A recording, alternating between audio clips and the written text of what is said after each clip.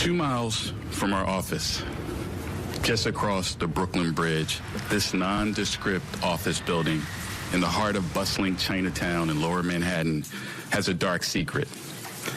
Until several months ago, an entire floor of this building hosted an undeclared police station of the Chinese National Police. Our Scripps News investigation this past January brought us to the heart of New York City's Chinatown to explore that dark secret, which had by then already captured the attention of the U.S. government. It's a secret that first came to light this past fall when the European human rights organization Safeguard Defenders revealed the locations of more than 100 suspected police service stations around the world, including in New York. The group says Chinese law enforcement quietly set up these outposts to track, harass, and repatriate Chinese citizens. In the U.S., the FBI had set its sights on Manhattan's Chinatown, a single building that's home to a Chinese outfit called the American Shangla Association. It promotes itself as a place that helps Chinese nationals in New York. But attorney Mike Gao said something more nefarious was at play. Shangla Association #1 job is get personal information and then give the Chinese government. Gao once worked in China's public security ministry, conducting criminal investigations. But after participating in protests against the Chinese government in Tiananmen Square in 1989, he fled to the U.S. Now he represents Chinese citizens in New York who say they've been persecuted by their government, and that the Shangla Association has become, in effect, a long arm of China. They even say we have camera everywhere, we take a video everywhere, and we can send this stuff back to China. It's not only Shangla. Gao says China, half a world away, has run operations that have targeted his clients because of their wealth or history of dissent. Are they going after men and women, young and old? They don't care whether or not you're a man or a woman, a young man or older man, they don't care. This client, Mao Huayan, knows what it's like to be threatened on U.S. soil. He showed us a photo that he says police in China texted him 2 years ago after he refused to return. It's a picture of my daughter, caged, he says. He was so frightened of what authorities might do next, he stopped communicating with his family in China. China has the strategic intent to influence worldwide. None of these tactics surprised John Darby, the National Security Agency's former director of operations. How good is China at tracking some of their own down? I think it's fair to say China would be very good at tracking down individuals they're interested in. The Chinese population dwarfs the United States, and their intelligence, the size of their intelligence services dwarf that of the United States.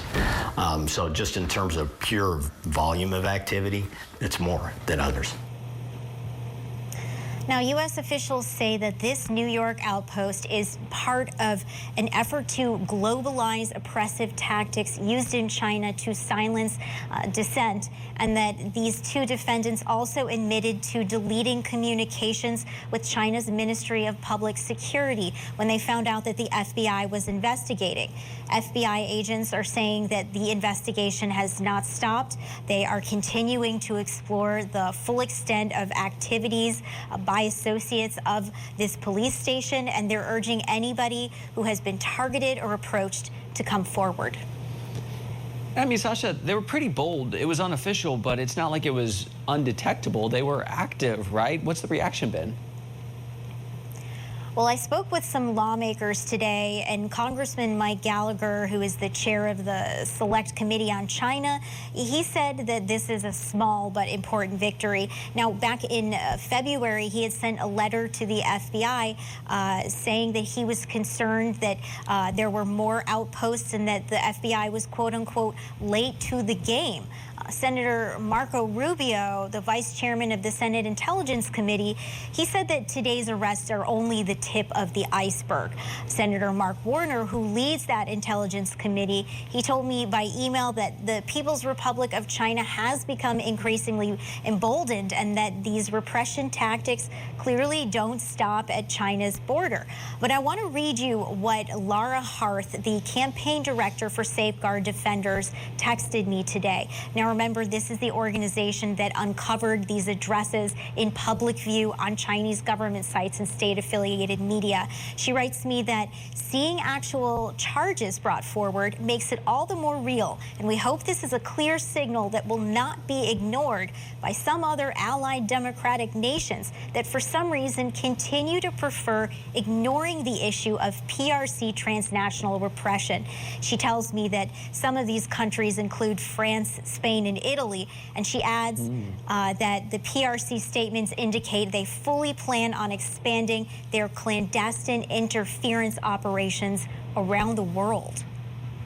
Gosh, yeah, and it's not just in New York, it's not just online. They do this on college campuses too, these pressure campaigns. And we're getting this message, stop this activity on American soil. But really, we've talked about this in the past. If a dissident does speak, what's the actual impact on family back in China?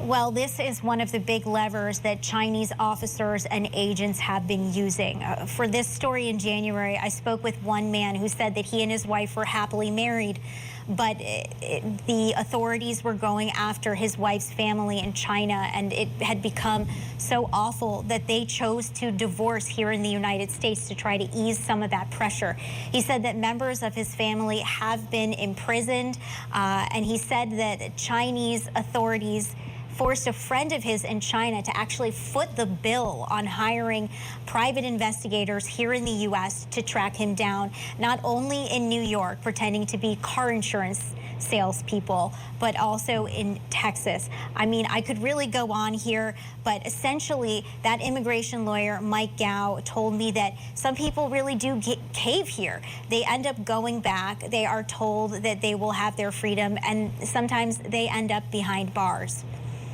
Yeah, and they love their family. They love their family. National Security Correspondent Sasha Ingber, thank you.